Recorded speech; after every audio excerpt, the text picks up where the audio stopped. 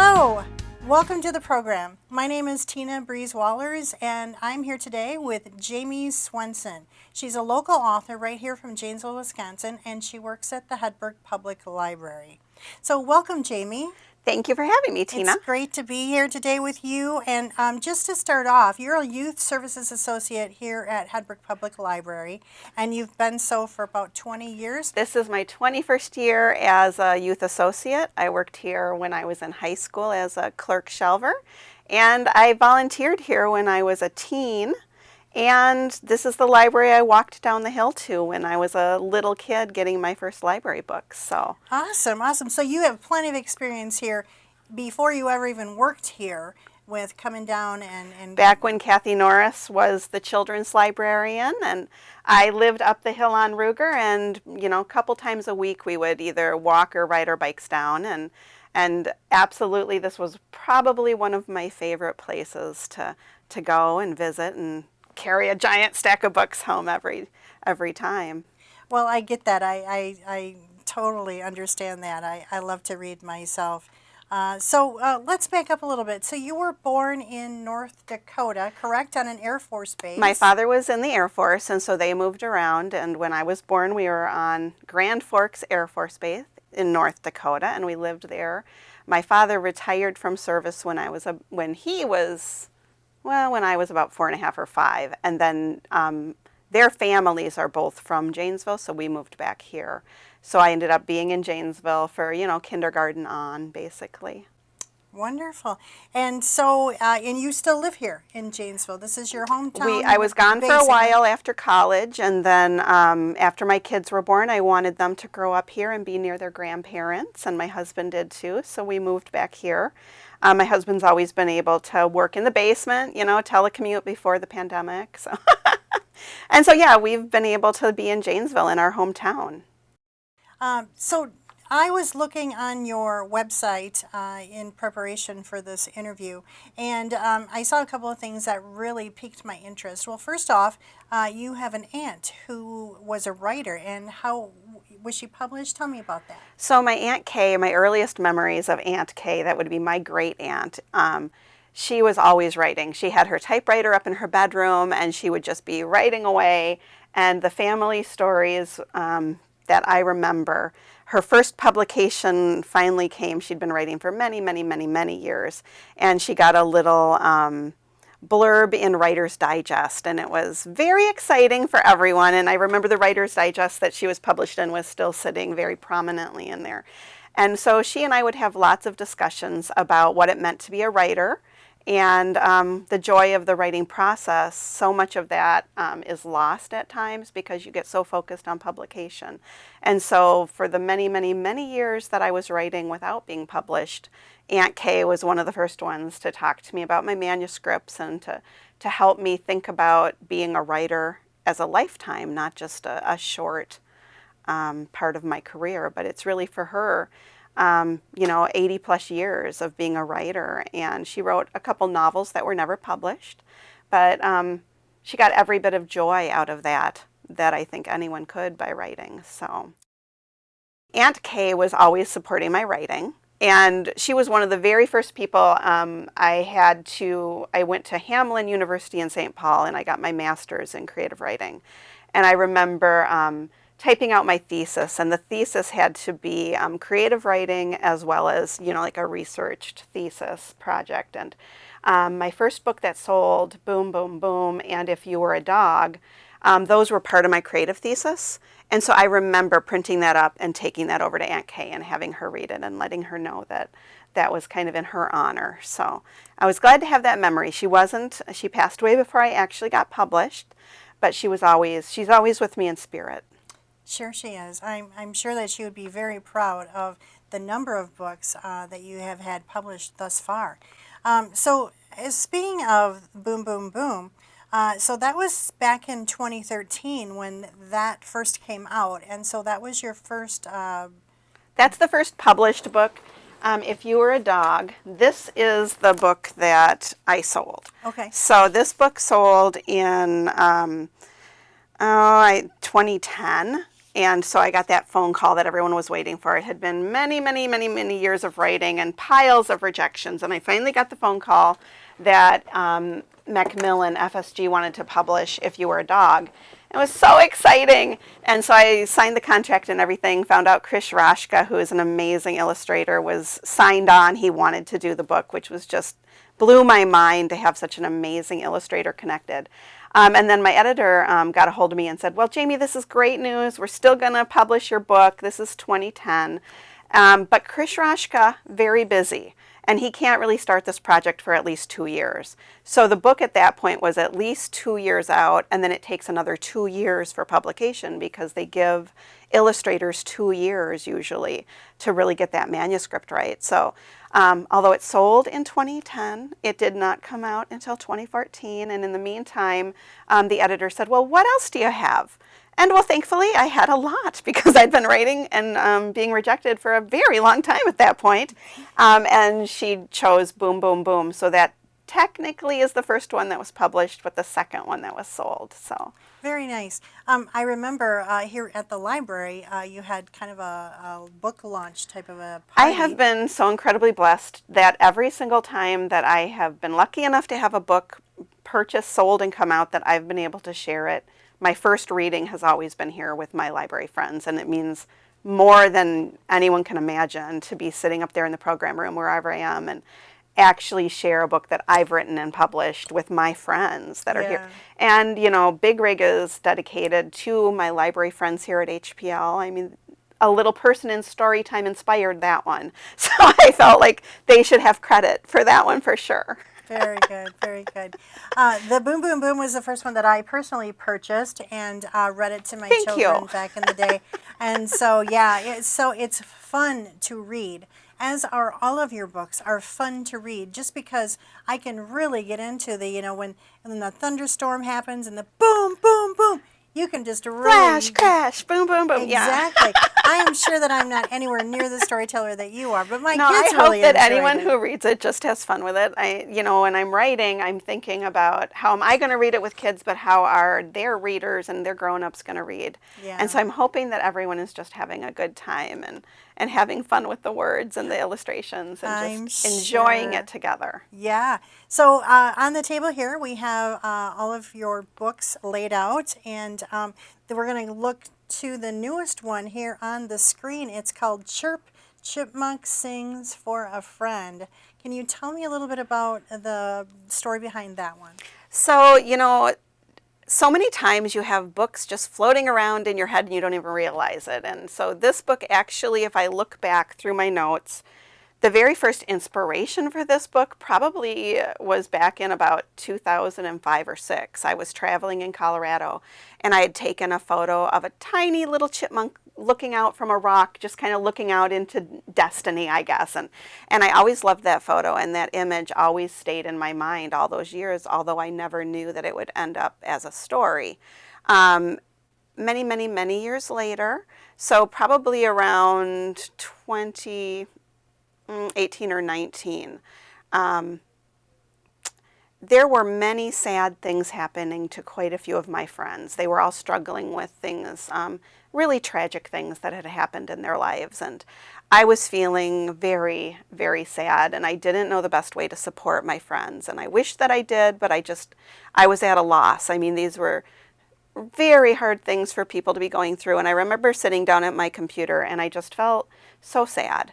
And this story just spilled out of me about this little chipmunk who, although she feels loved and supported, she has a friend already, Rock, sturdy friend. But a Rock is a very good listener, but not the type of friend that can really sing along with you. And so little chipmunk wants to go out and find some friends that can kind of understand what she's going through. So, you know, she meets a few friends that maybe aren't quite right, and then she ends up meeting some friends in the end that sing along with her, and they appreciate her sad songs as well as her happy songs, because, you know, that's what I was kind of hoping that my friends would understand or get from me at that time, that I respected what they were going through, and I had a lot of empathy, and I knew that, you know, sometimes when you're going through something very sad, people don't know how to help you, and they say, oh, it'll get better. it's okay, or count your blessings even, and which are all wonderful things. But I think sometimes we have to say, yeah, that's really sad, and I'm here. And I'm here with you. Very nice. So even though to me it was kind of a sad start to the book itself, when people read it, not one person has said it's sad. They're all like, this is just so you, this is so joyful, and it's just so full of spirit and energy, which I'm glad, because when I sold the manuscript, it was the fastest sale I ever had in my life. I just was like, oh, it's going to be such a sad book, because you don't really always know what you're writing. You don't know how other people will take that manuscript and what they'll take out of it. And so I am so thankful that people see it as a happy, joyful, supporting friendship book and empathy, and they're not, oh, it's so sad. And Chipmunk is not sad all the time. She's bittersweet at times. But then she's also joyful, like we all are. And, she finds this supportive group of crazy raccoon and moose and pinecone and rock who are her people. And it turns out okay, and it's happy, and it's uplifting. And I hope that if kids read it and if families read it, they take that message of just being there for each other. Because that's, I think, what was in my heart when I wrote it. Yeah. Well, let's take a look back then.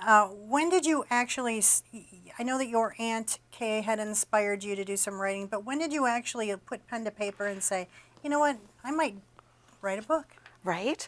Well, I think I shared with you at some point that although I worked here as a clerk shelver, perhaps I wasn't the best clerk shelver. This was because I was assigned to the children's area, and I would have my big cart full of books, and I would push them out into the picture book section, and I'd start shelving them, and then I'd see one, and I'd be like, ooh, this looks good. And sit there. And next thing I knew, I'd be like, oh no, I'm reading a book, I need to keep shelving. And so I would always have to remind myself, your first job here is shelving, second job is reading. At that time, Kathy Kennedy Tapp, who is an amazing author, worked here in the children's room, and she had quite a few books published. And I was so fortunate to get to know Kathy. And when I was about 18 years old, I was leaving to go to college. I told Kathy that I had this dream of writing a picture book, and that I'd actually already written a picture book. And she went out to lunch with me, and she looked at this horrendous picture book that I had written, and I drew the pictures, which is something I definitely never should have done. And she was so wonderful. She was supportive, and she said, Jamie, you have some potential here, and you need to just keep writing. Well, at 18, what you hear is, oh, this is going to be work. And so I kind of put that dream aside. I went to college. I ended up getting a degree in communication and personnel management. I graduated from Whitewater. I went to UWM, and I started working on a library degree. Life intervened.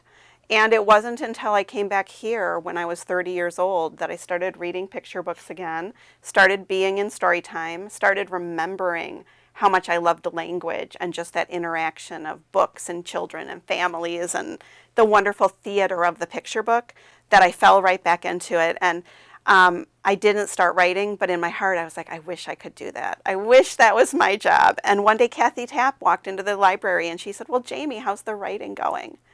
And I said, well, I don't really write anymore, Kathy. And she invited me to go to a writing group with her. She invited me to go to a luncheon. And I didn't know a thing. And I learned it all from other writers and from Kathy. She has a special place always in my heart for encouraging me when I was a teenager, but then again, walking into my life, when I was 30, and reminding me that, hey, didn't you want to do this? And I did want to do it terribly. She revived that dream. So I started writing again. I probably started seriously writing again when I was about 35. I started going to conferences. I went and actually got an MFA in writing. And it took until 2010 then, like that, really dedicated about 5 to 7 years of seriously learning how to write. And then I finally sold a book, and it felt like forever. I'm sure when you look back on it, it kind of doesn't... I was ready to quit when I sold that first manuscript. I'd even gotten, I'd gotten this degree, and I'd gotten so many really positive rejection letters. And it was on my birthday, and I remember thinking, well, I've really tried, and if I don't sell this one, then I'm giving up. I'm going to do a different career, and that's the one that sold. So, perseverance. You just keep trying, and you just don't give up, because you don't know what the next answer is going to be. It might be a yes, and it only takes one yes. Yeah, yeah. So you talked a little bit about inspiration, the little chipmunk picture that you had taken years ago in Colorado. But where do your ideas come from for the rest of the books? Like Boom Boom Boom. So most of them, these are actually nonfiction books about my life. Boom Boom Boom is because I had a beagle named Ruby Lulu Tulip who hated thunderstorms. She hated thunderstorms. And so that book is about a little boy. It's a thunderstorm night, and his dog jumps into bed, and then all of a sudden all the other animals in the house end up jumping into bed, and it's just kind of this chaotic thunderstorm. But it's about being brave and being courageous and having fun. And that came from a beagle who hated thunderstorms, and she was lovely. This one actually, I should say that all the books are, this one also was inspired by a little boy who walked into the children's room, and he was probably about 3. And when he would come in, he would be Henrietta the dog. And he would walk up to the children's desk, and he would be barking, woof, woof, woof, woof. And one day I just said to him, because it was time for story time, and I remember saying, Henrietta, you know, if you're going to be a dog, what kind of dog are you going to be in story time? Are you going to be barking? Or are you going to be listening? Or what kind of dog are we having in story time today? And he just kind of laughed, and we walked into story time with him barking. He was a lovely dog in story time that day. But it made me just start thinking, what kind of dog would I be? You know, what kind of cat would I be? Would I be the type of dog that would bark and bark and bark, or howl at the moon like the dog does in the book? Would I be the type of cat that hisses at dogs? Would I be the type of bird that soars through the clouds? And I just had fun playing with the concept of it. And so that's where that one came from. Big Rig, also a story time. We were doing transportation story time, and all of a sudden this little person just yelled out, "I'm a big rig." And I remember thinking it was the cutest thing that that little person was like, "I'm the big rig." And I went home that weekend. I'd gone to a writing conference, and I just suddenly got this voice of "Hi, name's Frankie, I'm a big rig." And I'm like, "Really?" And so then I just wrote that whole story from the point of view of the big rig itself. Fall Ball for All, I love walking in fall, and one afternoon, gust of wind came, and all the leaves twirled around me, and one fell right in my hand. And I remember thinking, oh, this is an invitation. This is an invitation to fall into a party, into magic. And so that's where A Fall Ball for All starts out, with kind of a leaf falling and inviting all the animals to this wonderful autumn celebration. Chirp, we talked a little bit about where that one came from. So Woof and Quack, that one was just a little easy reader that I don't really know exactly where it came from. It's just a cute little friendship story that, it's something different. I don't usually write easy readers. And so that was really fun to play with that type of writing. Well, I didn't realize the story behind most of the books there. So how amazing for you to be able to see something, hear something, or, latch onto something that is happening, and then use that as your inspiration for your books. I'm so blessed to be able to be in this type of a job where I get to be around kids and books and families, and I get to see what makes kids excited about things, and I get to read books in story time and realize what makes a kid connect to a book. And then sometimes I'm really lucky that a little phrase gets stuck in my head, and I get to go home and play with it. I go to Mocha Moment, and I play with words, and I see if it turns into a story. And a lot of times they don't. And a lot of times they turn into terrible stories. But occasionally they turn into something that someone will purchase and turn into a real book. Do you find your own illustrators, or are they assigned to you? So that is something that, because I'm traditionally published, I send my manuscript into the publisher, and then it's really up to the publisher to find the illustrator, but also design the book. The whole look of everything is up to that publisher. So they may ask me if I have any special ideas, or if there's any illustrators that I really would be interested in. Sometimes they'll give me some different options, and I've never said no.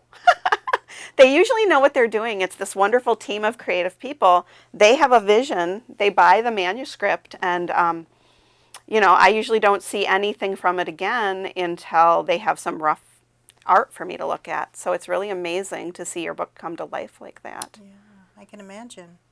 Now, that's not true for beautiful. like a lot of self-published people. They are very much in control of the entire process.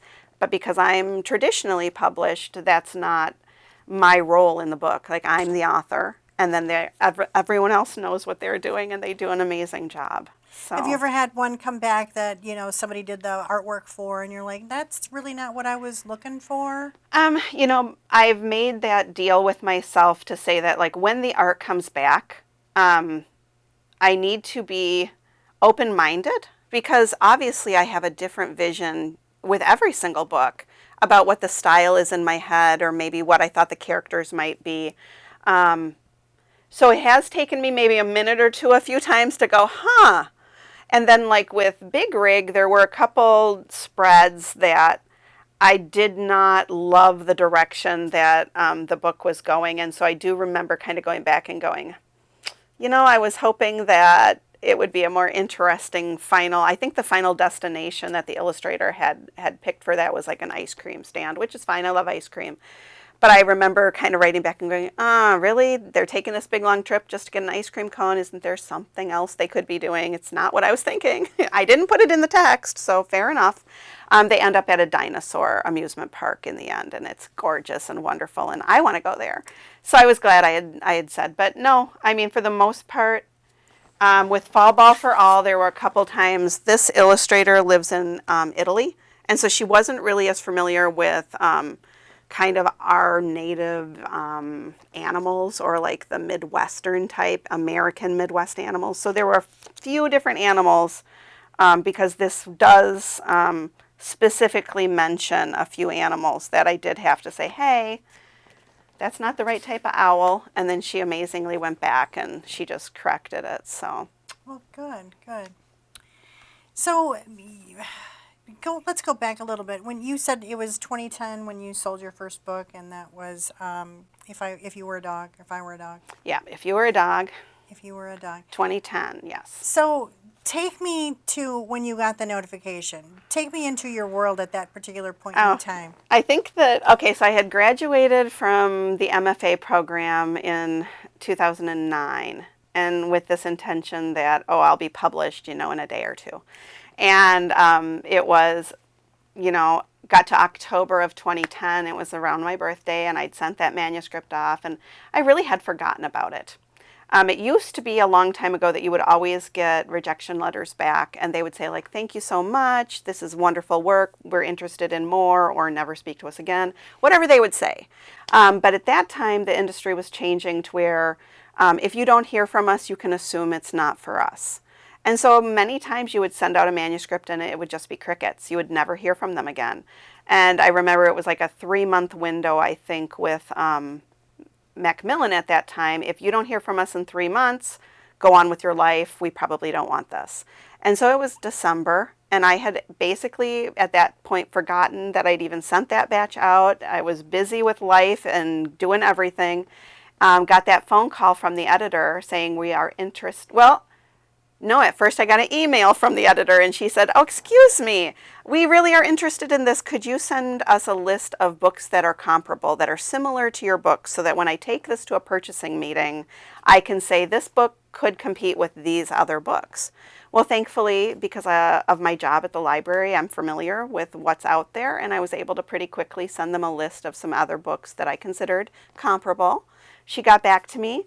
And that was just like that life-changing moment of, I've been working so hard to get to this point, and now I've finally sold a book. And it was just validation that helped me see the hard work I'd been putting in. It wasn't completely, I hate to think of it as wasted anything, but it certainly wouldn't have gotten to my goal of being a published author, right? So that moment was, that whole thing, like, everyone, I've sold a book, but it's not going to come out for 4 years, so don't get too excited.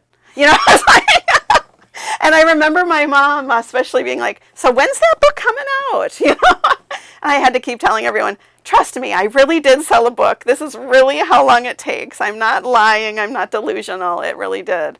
So then when I sold the second book, that just, yeah, like icing on the cake. I never thought I would sell another book, really, because it's so difficult, and it's harder now than it ever was. And I have an agent that works with me, Sean, and he signed on with me right before, as I was selling Boom Boom Boom. And thankfully, I have this advocate who helps sell my books now, because it's incredibly difficult. And so authors, writers, illustrators, creative people, you're putting your heart out there and you're being rejected constantly. And so it's a career that every single time it can be joyful or painful. And then you finally put this book into the world and then you get reviewed, right? And you're like, oh, I hope people see in it what I saw in it, and that they're at least kind. If they can't stand it, that's fine. Like, put it away, don't read it, whatever. But please be kind. And how has that been going for you? Are people kind? You know, for the most part, yes. I've had lovely reviews on every single book, just about. And, you know, if I were to go on and read reviews, I'm sure I would find some clinkers where someone's like, I hate everything about this book and this person. But I don't go on and read reviews because it's not good for me to get other people's voices in my head. I don't want really positive or negative. I just want to be able to be creative without that kind of judgment on it. It's hard enough to sit down and write and create something where it didn't exist. And if you had a lot of negativity in your head at that moment, I think that would paralyze me. So I have been very pleased with, you know, the reviews I've gotten from Booklist, Kirkus. I've gotten a few different honors on a few different lists for readers, and it's been fun. But I try not to pay attention to that. I don't think that I would want to pay attention either, but I'll tell you what, probably the most important reaction review that you could possibly get, I would imagine, is the little kid sitting in front of you when you're reading it, and seeing the excitement on their face and the smiles as they walk out of the room. Yeah, especially like Big Rig is just really fun to read with a group of kids, because we all get to go, you know, and I can see the adults going, oh no, should we buy this for our home? And that usually is the one where I've gotten lots of letters from parents going, we have to read Big Rig like 5 times a day. And I'm always like, I am so sorry. How's your Because if you don't have that down, I'm sure it's painful. Yeah. But no, that is really why I do this, just for the kiddos. I just want them to be able to pick a book and have fun with it. That's all it is about, you know. Well, I can definitely see the book readings that I've seen you do and have read your books here. I can totally see that is top of your list. And you know what? Mission accomplished. So thank you for having such entertaining books, really. So let's switch gears a little bit here. Back to your job here at the library. Now, you are on the Hedberg Public Library, the Night at the Library Committee, and you have been writing the murder mystery for that event for how many years now? Oh, I don't even know anymore. I know it's been at least probably 6 for sure, and I was helping edit them before that. And I love it. I absolutely love writing murder mysteries. Who knew it? I absolutely love it. That kind of shocks me a little bit, Jamie. Knowing these books and how, you know. Well, it's like entertainment still, right? It's kind of like, how is the murder going to interact with the people that come to because it's a mingle murder mystery, right? It's people are invited into the mystery. And so I get to create characters, we get to create the plot, we get to create this wonderful setting. I do not do it on my own. I do do a lot of the brainstorming and writing, but I've had people help. Like right now we have Mariah in the children's room. She is my partner in crime. It's so much fun to just create wacky characters and these plots, and I just have a lot of fun with it. Do you find it difficult, you know, because you are a children's published book author, do you find it difficult to switch gears and you know, the darker side shines through and you know, to just move yourself into that genre? Is that hard? Is that... I have always loved mysteries and cozy mysteries and Agatha Christie, and, you know, I've always been a fan of crime drama. So it's just another part of who I am. You know, this is my playful, I love to connect kids and books part. And then there's that other part where it's my popcorn reading, right? Like, I love mysteries and I've always read them. And so it's fun to be able to take something that I've enjoyed my whole entire life and create a really fun evening for the library, and hopefully get some people into the library who, if they haven't been here, maybe they come in and they have this different event here, and maybe they come back and become library users, and they just, enjoy an evening of storytelling, really. It's just another type of storytelling. Right, and mystery solving. And mystery solving. Prizes, we're not going to lie. There's food, usually not probably this year because of we're not sure what all the rules are with the way the pandemic has been, but there will still be this year the mystery to solve, some crazy characters to meet, and as always, prizes. And a lot of fun. People just get together and they have a good time, and that's really what it's all about. Wonderful. So this year, like you said, we're not quite sure how that's all going to play out with, with all the rules and regulations, with everything that's been going on in the world.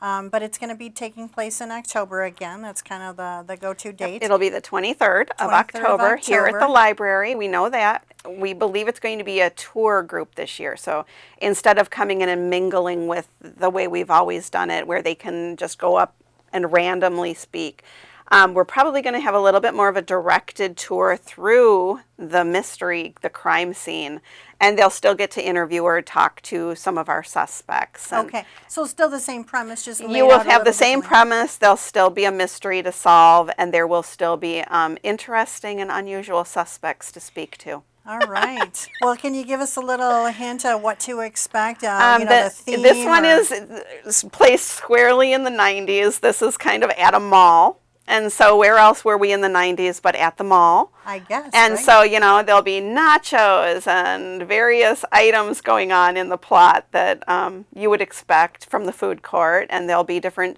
mall areas that will be pivotal in the mystery, so you'll have to pay attention.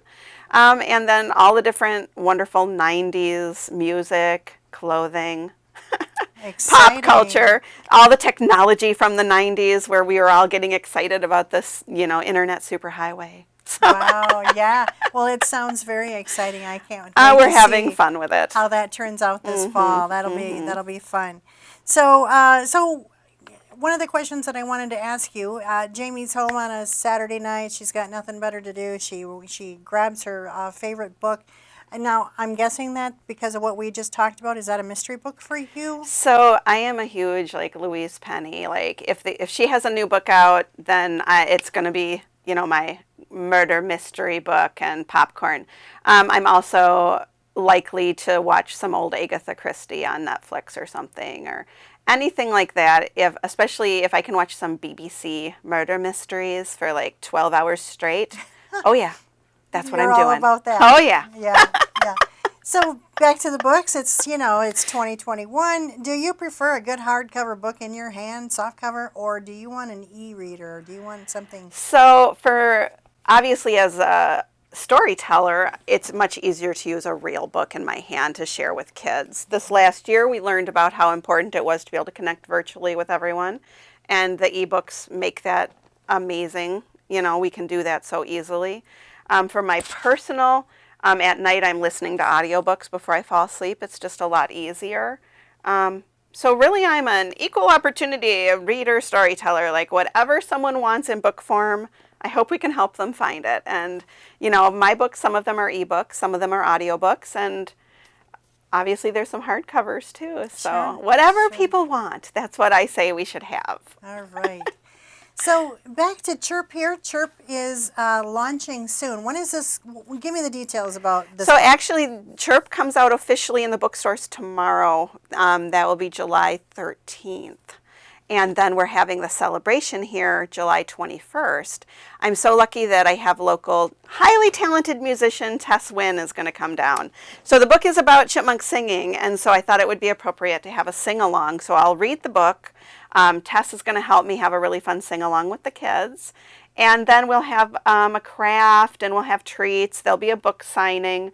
And this time for the book signing, we'll have a portion of any book sold at that event go back to the Friends of Hedberg Public Library. That's important to me, to always give back a little to the Friends. So especially since they're always so lovely to host me here and let me do my first reading at the library. So Yeah, yeah. And I know that you have many, many, many fans here at the library who cannot wait for the next book to drop. So, speaking of which, what's next after Chirp? What you got coming up the pike there? So the next book that will be out will come out actually this year in September, and it's called We Want Snow, A Wintry Chant. And so it's really just a fun, it is really all about snow, and it's a fun little chant about snow being, up to your ankles, up to your shins, up to your belly, up to your chin, and all the wonderful things about snow. Now, as soon as that book sold a few years ago, we've had nothing but snow all winter, like 20 feet of snow. And I remember thinking, why did I write that book? But I love snow, and I love especially my audience who are 2 years old and 3 years old. They may not remember snow from the year before.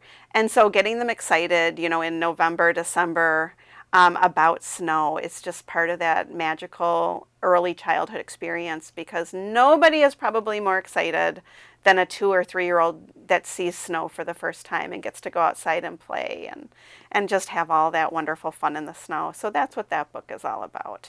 Well, I can't wait to see that book as well. And I too love snow, so I'm excited to read all I about like it. snow. I like beautiful white snow. I love taking my dogs out in the snow. And then sometime around March, I'm like, I've seen the snow, and now I'm ready for spring. Yeah, yeah.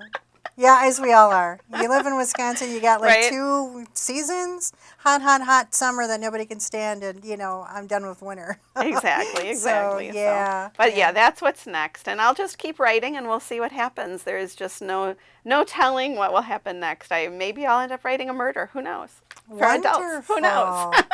Well, that would so be exciting. I can't wait to see what else you can come up with, and if you decide to go in the murder mystery. I think that, your experience here with writing these murder mysteries at the library, I mean, Well, I don't want to ever say that I won't try something, but I have to say that this is where my heart is. I love Sure. picture books, and they are natural to me. That's where I tend to, my writing flows to picture books. So I hope that I get to do that for a few more years. Well, great. Well, we certainly hope so too.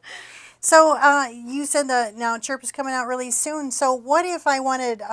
Where can I purchase a copy of Chirp when it Well, comes out? first of all, thank you if you choose to purchase a copy. You can also always go to your local library and request a copy to check out, which I love it when people go to their local library and ask for any one of my books. But otherwise, you can go to any of your local booksellers here in Janesville, Book World. If they don't have it in, they can always reorder it or order it. Mystery to Me in Madison is one of my favorite bookstores, and they have an online ordering as well. You could go to any online bookstore that you like to use and order it that way. And sometimes people will order a book, or they'll get it from Book World and they'll bring it down and have me sign it for someone special. And I love to do that. So if they did have one that they would like a special inscription for a birthday or something, I love to do that. So that's fun too. Wonderful. And since you still work at the library, you're easy to find. I'm pretty easy to find, and all my coworkers in the children's room, they're so good about saying, someone came in and would love this signed for their grandchild. Could you sign it? And then we make sure we get it back to them if I'm not here when they're here. So, Okay. so I'm really very, very blessed and lucky to work in that type of a supportive environment, and book lovers, Absolutely. Yes, indeed.